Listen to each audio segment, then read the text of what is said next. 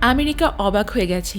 এত বছর ধরে যেসব প্রযুক্তি নিয়ে তারা গর্ব করে এসেছে, স্টেলথ বোমার, হাইপারসোনিক অস্ত্র, ইনভিজিবল টেকনোলজি, সব কিছুর মাঝখানে হঠাৎ করে রাশিয়া এমন একটা জিনিস সামনে এনেছে যেটা দেখে অনেকেই থমকে গেছে। বলা হচ্ছে রাশিয়া এমন এক নতুন প্রজন্মের বোমারু বিমান তৈরি করেছে যেটা রাডারেও ঠিকভাবে ধরা যায় না, আর আকাশে উঠলে পৃথিবীর যে কোনো প্রান্তে নিঃশব্দে গিয়ে হামলা চালিয়ে ফিরে আসতে পারে। এই বিমানের নাম পাক-ডিএ। আন্তর্জাতিক পর্যবেক্ষকদের মতে এটা শুধু একটা বিমান না, এটা আসলে যুদ্ধের নিয়মও বদলে দিতে পারে। এই বিমানের সবচেয়ে বড় চমক হলো এর স্টেলথ বোমার, কিন্তু সাধারণ স্টেলথ বিমানের মতো না। বলা হচ্ছে এটাকে এমনভাবে ডিজাইন করা হয়েছে যাতে রাডার সিগন্যাল ভুল জায়গায় প্রতিফলিত হয়। মানে শত্রু রাডার স্ক্রিনে বিমানটা হয়তো এক জায়গায় দেখাবে, কিন্তু আসলে বিমান থাকবে অন্য জায়গায়। অনেক বিশ্লেষকের মতে এর বাইরের ডিজাইন কিছুটা আমেরিকার B-2 স্পিরিট বিমানের মতো, কিন্তু ভেতরের প্রযুক্তি আরও নতুন এবং যোগ করা হয়েছে AI টেকনোলজি। রাশিয়ার একদল গোপন গবেষক টিম বছরের পর বছর ধরে এই বিমান তৈরি করেছে। রিপোর্ট অনুযায়ী পাক-ডিএ ঘন্টায় প্রায় 1200 কিলোমিটার গতিতে উঠতে পারে।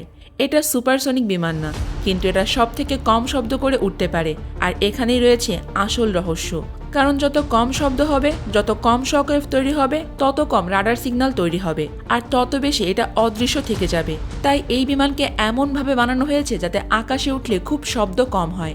সবচেয়ে ভয়ঙ্কর দাবি এসেছে এর রেঞ্জ নিয়ে। বলা হচ্ছে একবার পুরো ফুয়েল লোড দিলে এই বিমান টানা প্রায় 15,000 কিলোমিটার পর্যন্ত উঠতে পারে, অর্থাৎ রাশিয়া থেকে উড়ে গিয়ে পৃথিবীর যে কোনো প্রান্তে পৌঁছে আবারও ফিরে আসার মতো ক্ষমতা রাখে। এই ক্ষমতাই আমেরিকার জন্য বড় দুশ্চিন্তার কারণ হয়ে দাঁড়িয়েছে। দূরপাল্লার মিশনে এই বিমান একবার উড়লে তাকে থামানোর সুযোগ অনেক কম। খালি অবস্থায় এই বিমানের ওজন প্রায় 34 টন হতে পারে, আর পুরো অস্ত্র আর জ্বালানি লোড দিলে সেটা গিয়ে দাঁড়াতে পারে প্রায় 70 টনের কাছাকাছি। মানে একবারে প্রায় 30 টনের মতো বোমা, মিসাইল এবং অন্যান্য অস্ত্র বহন করতে পারে। এই পরিমাণ অস্ত্র বহন করার ক্ষমতা খুব কম বোমার বিমানের কাছেই আছে। পাক-ডিএর সবচেয়ে ভয়ঙ্কর দিক হলো এটা শুধু সাধারণ বোমা বহন করে না, এর ভেতরে থাকতে পারে পারমাণবিক অস্ত্র, হাই প্রিসিশন গাইডেড মিসাইল, দূরপাল্লার ক্রুজ মিসাইল, এমনকি হাইপারসোনিক অস্ত্্র। অনেক প্রতিবেদনে বলা হচ্ছে ভবিষ্যতে এই বিমানে রাশিয়ার বিখ্যাত কিনজাল হাইপারসোনিক মিসাইল বহনের সক্ষমতা থাকতে পারে। এই ধরনের মিসাইল শব্দের চেয়ে 12 গুণ দ্রুত গতিতে আঘাত হানে, আর একবার ছোড়া হলে সেটাকে থামানো প্রায় অসম্ভব হয়ে যায়।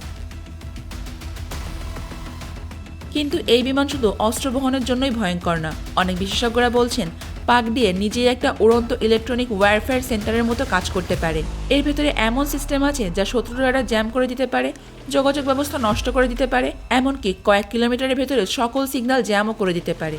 সবচেয়ে বড় চমক হলো এই বিমানে ব্যবহার করা হচ্ছে আধুনিক অ্যাভিওকিনস এবং কৃত্রিম বুদ্ধিমত্তা বা AI প্রযুক্তি, যার ফলে ভবিষ্যতে এই বিমান অনেকটা নিজে নিজেই মিশন পরিচালনা করতে পারবে। এমনকি এটাকে ড্রোন মোডেও চালানো সম্ভব, যেখানে পাইলট ছাড়া এটা নির্দিষ্ট মিশন শেষ করে আবারও ফিরে আসতে পারবে। এখন প্রশ্ন হলো উন্নত দেশগুলো চিন্তায় পড়ার কারণ কি?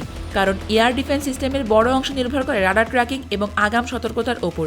কিন্তু যদি এমন একটা বিমান থাকে যেটা রাডারেই ধরা পড়ে না অথবা ভুল লোকেশন দেখায়, তাহলে তার সামনে পুরো সিস্টেমটাই দুর্বল হয়ে যায়।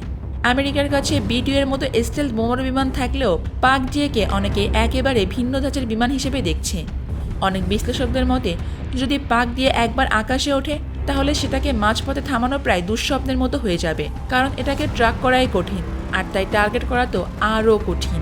বিভিন্ন রিপোর্ট অনুযায়ী বর্তমানে রাশিয়ার ভেতরে বিশেষ কিছু এয়ারবেসে এই বিমানের গোপন পরীক্ষা চলছে, এমন জায়গায় যেখানে মিডিয়ার প্রবেশ নিষিদ্ধ, এবং নিরাপত্তা এত কঠোর যে অনেক সময় স্যাটেলাইটও এই এলাকার উপর ঠিকঠাক কাজ করে না। সব মিলিয়ে পাক-ডিএ নিয়ে আলোচনা যত বাড়ছে ততই মনে হচ্ছে এটা শুধুমাত্র একটা বিমান নয়, এটা রাশিয়ার এমন একটা নতুন বার্তা যেটা বিশ্বের বড় শক্তিধর দেশগুলোকে ভাবতে বাধ্য করেছে। কারণ যদি সত্যি এই বিমান সফলভাবে পরীক্ষা হয়ে যায়, এটা রাশিয়ার জন্য একটা বড় শক্তি হয়ে উঠবে।